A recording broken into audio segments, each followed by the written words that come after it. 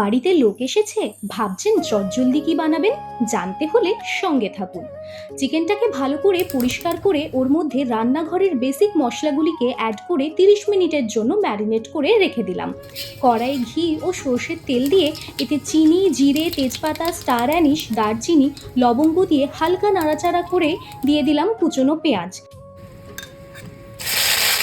পেঁয়াজটা ভাজা ভাজা হয়ে এলেই তাতে দিয়ে দিলাম কাটা টমেটো ও আদা রসুন বাটার পেস্ট।